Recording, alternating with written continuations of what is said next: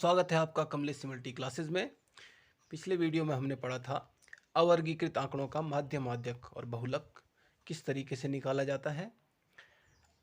अगर आपने वो वीडियो नहीं देखा है तो ऊपर आई बटन में उसका लिंक आ रहा होगा, पहले उस वीडियो को देख लीजिए। आज हम पढ़ेंगे वर्गीकृत आंकड़ों का माध्य किस तरीके से निकाला जाता है। तो माध्य निकालने की हमारे पास 3 विधियां होती हैं। सबसे पहली विधि जो होती है वो है प्रत्यक्ष विधि। इसे डायरेक्ट मेथड भी कहा जाता है।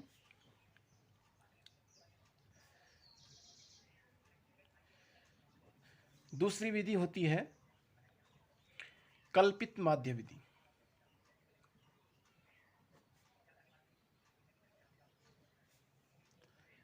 इसे हम अंग्रेजी में एज्यूम्ड मीन मेथड कहते हैं।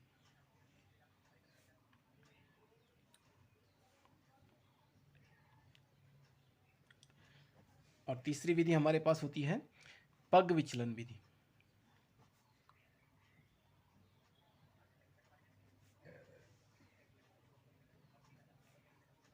इसे स्टेप डेविएशन मेथड कहते हैं।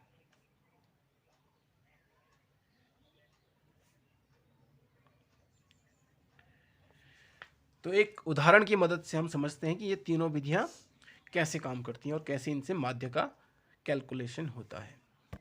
तो हमारे पास जो प्रश्न आता है वो कुछ इस तरीके से एक टेबल आ जाती है।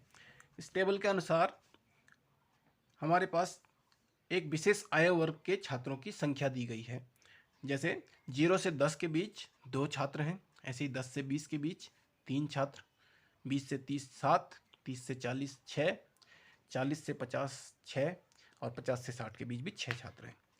तो हमने क्या किया है, हमने इनको एक सुव्यवस्थित ढंग से कैटेगराइज कर लिया है, इसलिए इन आंकड़ों को हम वर्गीकृत आंकड़े कहते हैं। तो अब जान लेते हैं इनका माध्य किस तरीके से निकाला जाता है।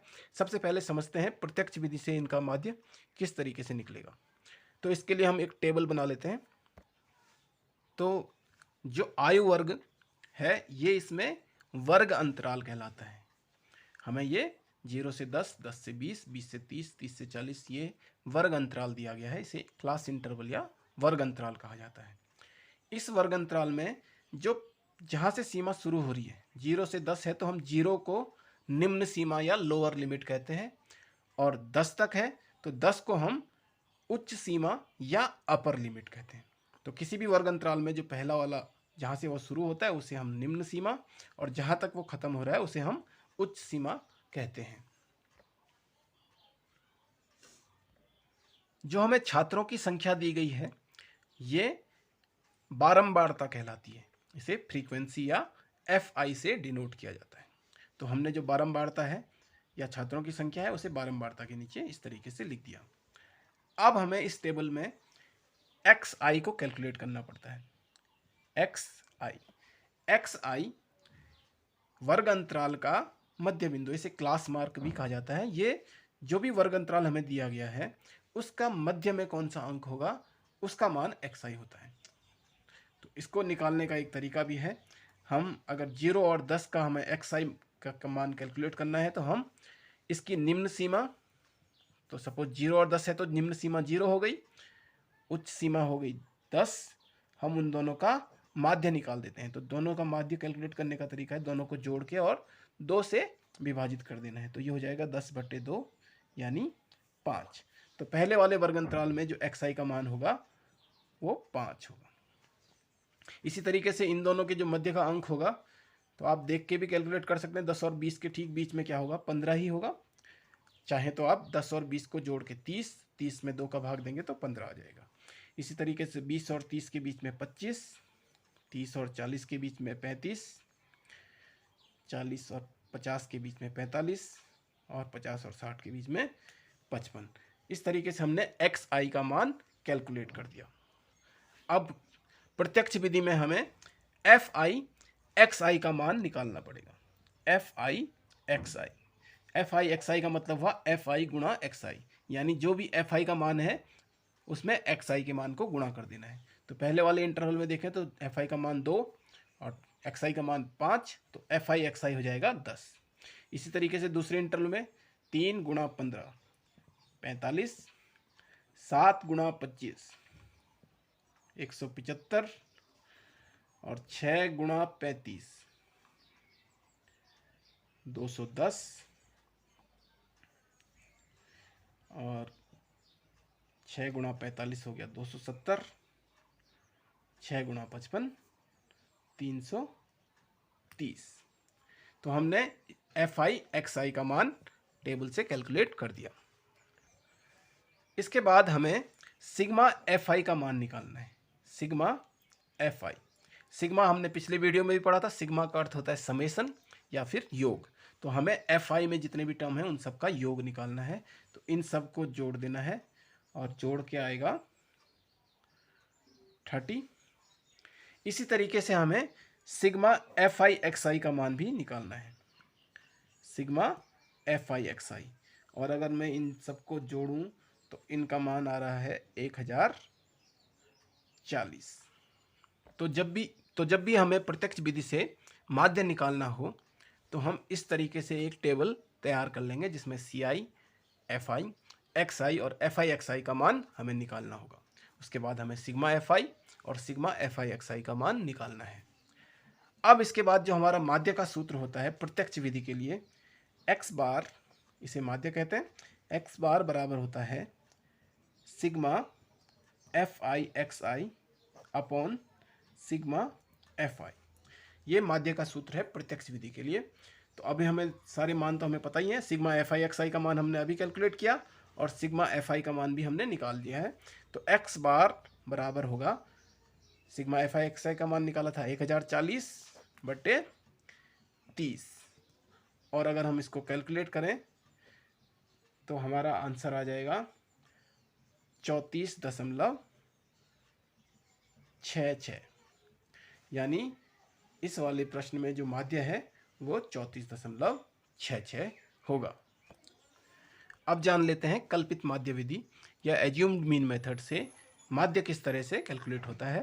तो इसके लिए भी हम पुराना वाला उदाहरण देखते हैं और हम क्या करते हैं, जैसा हमने प्रत्यक्ष विधि के लिए एक टेबल बनाई थी XI तक, ठीक वैसी टेबल हम बना लेते हैं।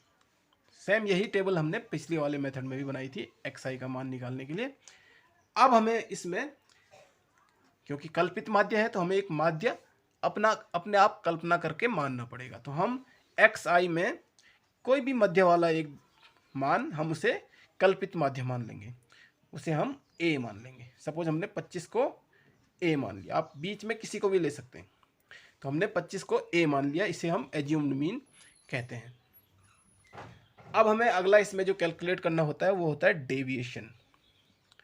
तो डेविएशन को हम DI से दिखाते हैं और DI की जो वैल्यू निकलती है वो निकलती है XI माइनस A। यानी हमें XI के मान में से जो हमने कल्पित माध्य माना था उसको घटाना है। तो इस वाले वर्ग अंतराल देखिए, इसके लिए क्या होगा, 5 XI का मान है और हमने A माना है 25। तो XI माइनस A होगा 5 माइनस 25 यानी -20। इसी तरीके से दूसरे वाले वर्ग अंतराल में देखिए 15 माइनस 25 यानी -10।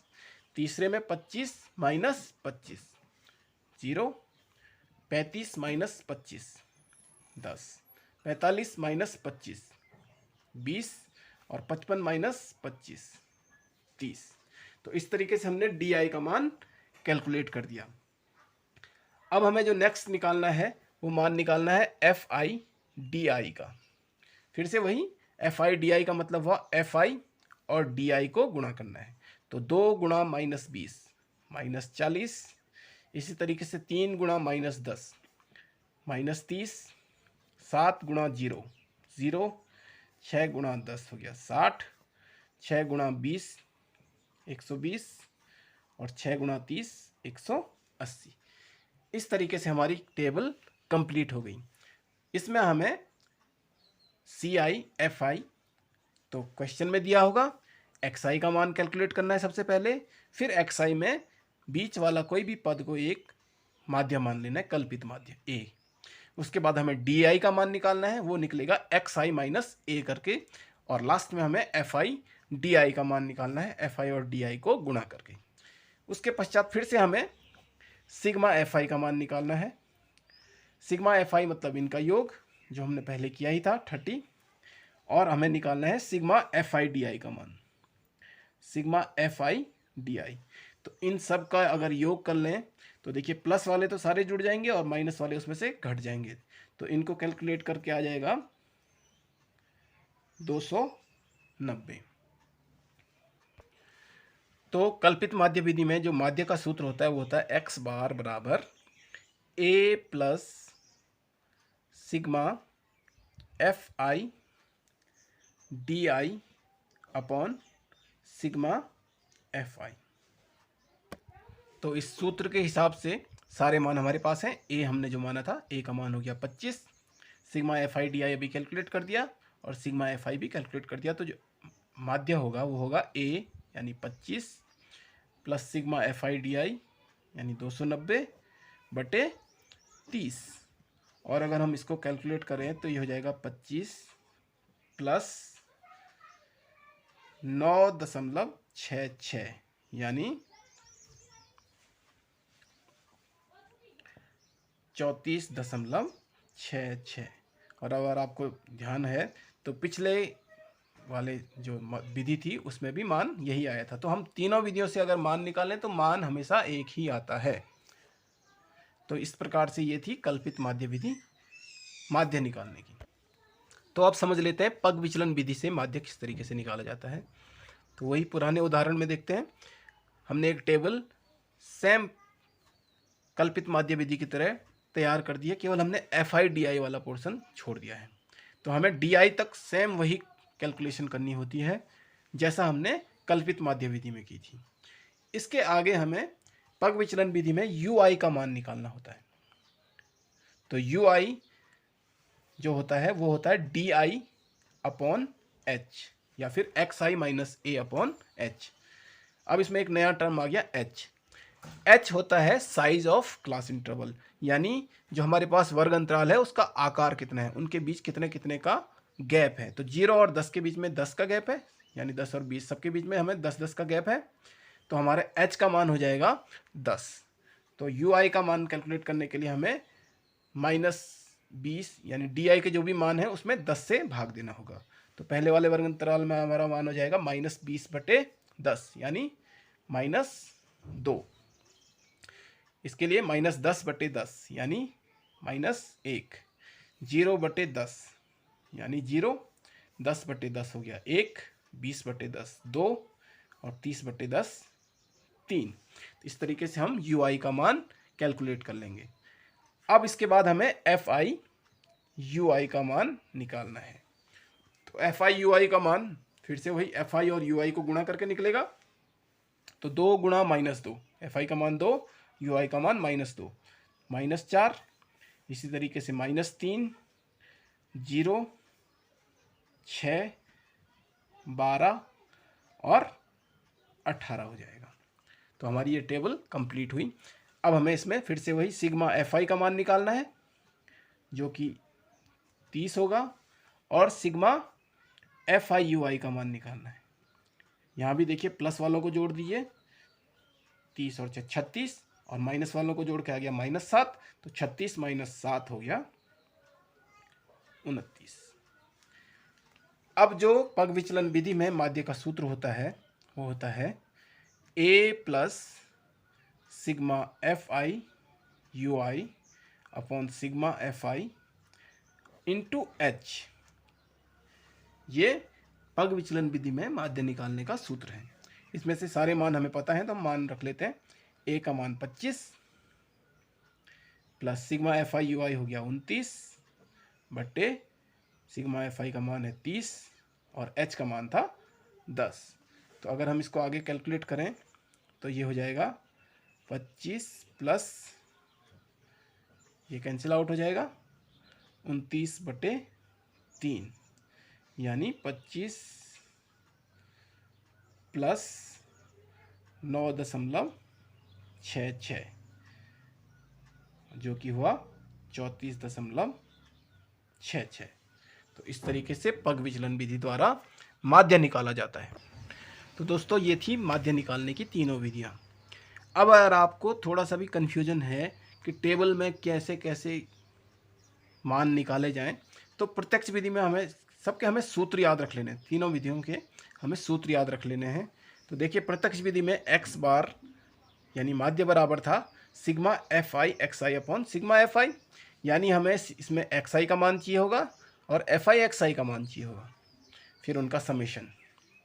इसी तरीके से कल्पित माध्य विधि में हमें एक तो ए चाहिए होगा एज्यूम्ड मीन, उसके बाद हमें डी आई का मान चाहिए होगा, फिर एफ आई डी आई का मान चाहिए होगा और उनका समेशन चाहिए होगा। इसी तरीके से अगर हमें पग विचलन विधि का निकालना है तो हमें एक तो एज्यूम्ड मीन चाहिए, फिर यू आई का मान चाहिए, एफ आई यू आई का मान चाहिए और sigma F I U I sigma F आई और एच का मान हमें निकालना है। तो अगर हम सूत्र की सहायता से याद रखना चाहें तो हम याद रख सकते हैं कि टेबल किस तरीके से बनेगी। होप कि ये वीडियो आपको समझ में आया होगा। अगर आपको ये वीडियो पसंद आया तो इसे ज़्यादा से ज़्यादा लाइक कीजिए और अपने दोस्तों के साथ शेयर कीजिए। Thank you.